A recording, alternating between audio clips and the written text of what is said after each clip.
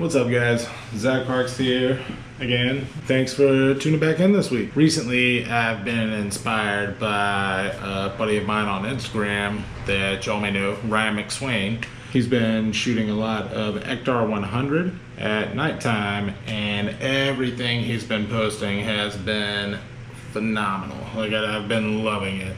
Normally when it comes to nighttime photography, I stick to what I know and I stick with Portrait 400. You know, that's just my go-to stock, especially when it comes to medium format. But after seeing Ryan's work here over the past couple of months and what he's been doing, it really got me wanting to try it out. Now, one of the things that's always kept me from Ektar 100 as far as nighttime photography goes is the reciprocity failure. You know, I've always heard the reciprocity failure of Ektar is just, you know, pretty insane. Once you get past like 2 seconds, you already have to start factoring in for the reciprocity. But there is an awesome app for that called Reciprocity Timer that you can get. I know you can get it on iPhones. I'm sure you can get it on Androids too. Take your metered reading and plug it into the app and it will tell you the time with the reciprocity included. So super convenient as far as that goes. But yeah, I just decided to get out and give it a try. The colors I've just been seeing from it have been amazing. So we went out. It was cold as fuck, y'all. It was so cold, but I powered through for you guys. So I was out shooting. I wasn't being as meticulous as I normally am when I'm doing night photography, just because there is so much involved. Like, it was just too cold. I wanted to get done as fast as possible. So I wasn't really even using my meter. I was using a meter app on my phone, which normally gives me pretty decent readings. I've used it for night photography before and I really have nothing to complain about with it. We went to, we have the original Krispy Kreme donut shop here in Spartanburg. They relocated across the street quite a few years ago, but the old sign and the old building are still there. And for the longest time, the lights on the sign have not all been working. They've been burnt out for quite a while. But I was driving by maybe like a week ago in the evening and I noticed that all the lights were on, like the whole sign was just lit up. So I knew I was going back sometime soon to shoot it and I figured this would be the perfect excuse. So yeah, we went there. Most of my readings, most of the shots were at f8. Actually, they were all at f8.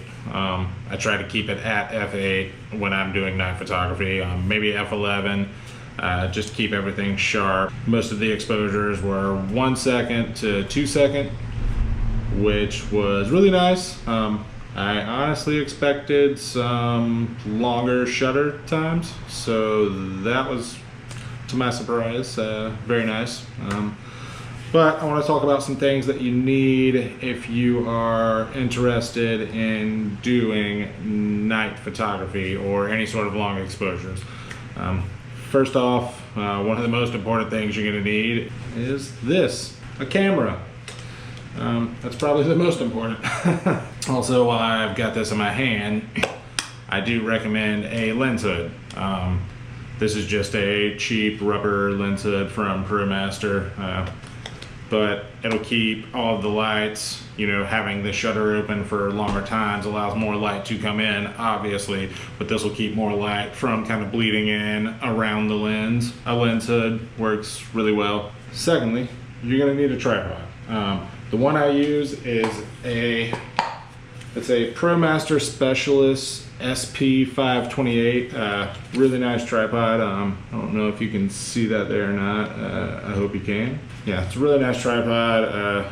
The shop I work at, we get some pretty solid deals on ProMaster gear because we are a official ProMaster retailer, so you'll notice that I use a lot of ProMaster gear and I love all of it. Super nice. You know, shooting with the RB, I've got that Prism viewfinder on there too. That is a heavy ass camera and this tripod handles that, no issues, whatever. So yeah, you're gonna need a sturdy tripod. Then you're gonna need a shutter release cable to help eliminate any shake from pressing the shutter on the camera. Really not necessary unless you're going with longer exposures.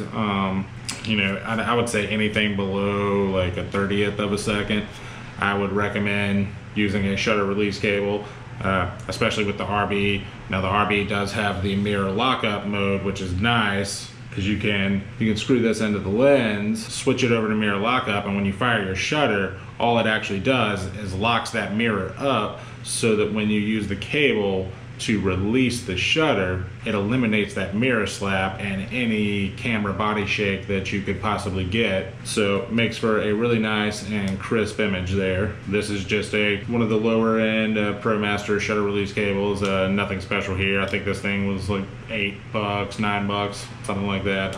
You can pick them up in a variety of lengths, and that's about it. Not much to say about the shutter release cable, unfortunately. Also, you're gonna need a meter. Like I said earlier, I use a meter app on my phone every now and then. There are plenty of them out there. The one I use, I think it's called My Light Meter. But I try to have this guy on hand at all times. This is my Minolta Autometer 4F. Scored this a while back in one of the buy sell groups on Facebook, and typically I use it for portraits. Gives me great readings for that, but I hear people say that these aren't as reliable for night photography as a spot meter per se, but I've always been happy with my exposures when I'm shooting at night, and what I've used is this Minolta and the metering app on my phone. Lastly, as I mentioned before, there is the Reciprocity Timer App. I want to say it'll run you maybe $4, could be $5. Not 100% sure on that. I've had it for a while. I don't remember what I paid for it. But if you want to be doing night photography or any sort of long exposure on film, you're gonna want to get this app. Take your reading with your meter, plug in the time on the app, and it will automatically adjust and tell you what the appropriate time to use is with the reciprocity factored in. So super nice and convenient there. Definitely something you're going to want to get if you want to be doing nighttime long exposures. So without further ado, I hope you guys enjoy the video coming up. I had a lot of fun freezing my ass off and making it for you guys. Really happy with the shots and the way they turned out. I'll definitely be shooting more Ektar 100 at night. You guys enjoy.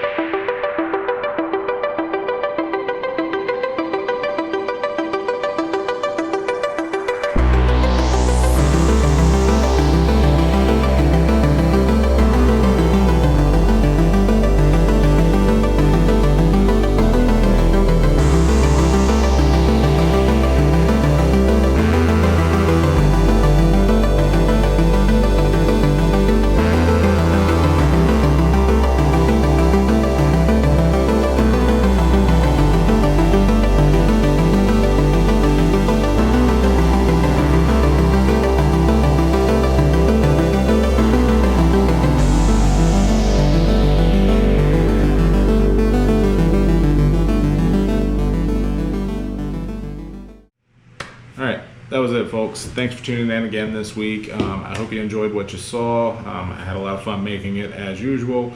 Don't forget to like, and if you have any questions or comments, just drop them down below and I will get back to you as quick as I can.